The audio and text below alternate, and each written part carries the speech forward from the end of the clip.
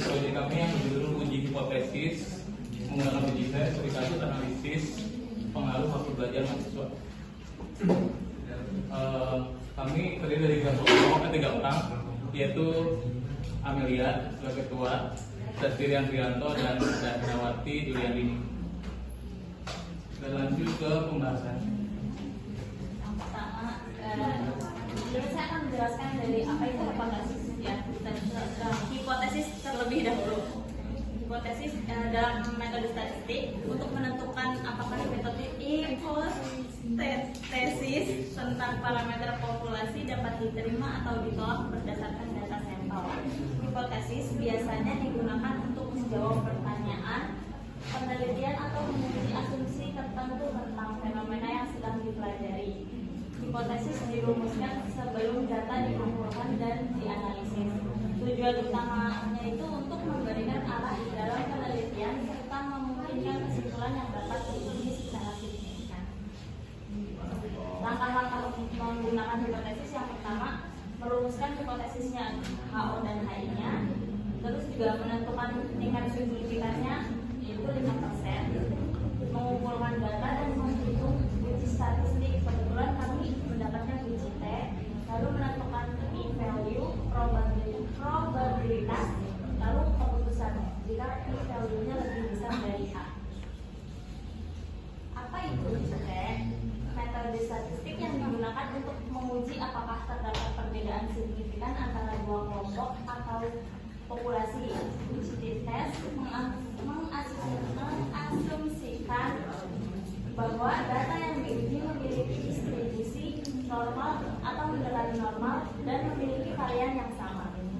Uji tes terbagi menjadi 2, ada 1 sampel dan 2 sampel.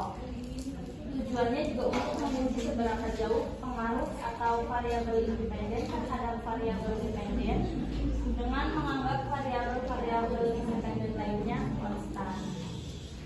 Langkah-langkah menggunakan uji T yang pertama sama seperti tadi, merumuskan hipotesisnya terlebih dahulu, lalu juga meningkatkan tingkat signifikannya yang yaitu 5%, menghitung nilai T, menentukan nilai T tabel dan DR, lalu juga keputusannya jika p-value-nya itu lebih besar dari A. Selanjutnya akan dijelaskan oleh rekan saya Amelia. Selanjutnya ada rumus P. Nah, untuk menghitung rata-rata P itu ada X sama dengan sigma 1 X bagi N. Nah, untuk sigma X-nya itu total data sampel. Nah, untuk yang N-nya itu jumlah sampelnya. Sedangkan untuk rumus menghitung nilai P 2 sampel itu ada T sama dengan X1 dikurang X2 dibagi akar S1 pangkat 2 tambah S1 pangkat 2 dibagi N1 dan N2. Nah, untuk yang X1 dan X2 itu rata-rata sampel pertama dan sampel kedua. Nah, sedangkan yang X1 dan X2 itu variansi sampel pertama dan kedua. Nah, untuk N-nya itu jumlah sampel pertama dan kedua. Nah, untuk menghitung derajat kebebasan itu ada DF. Ini rumusnya.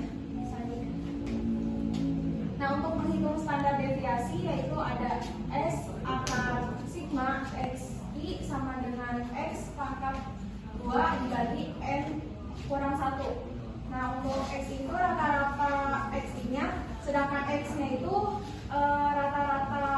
rata-ratanya dipangkatin 2, dan untuk jumlah sampelnya itu dikurangin 1.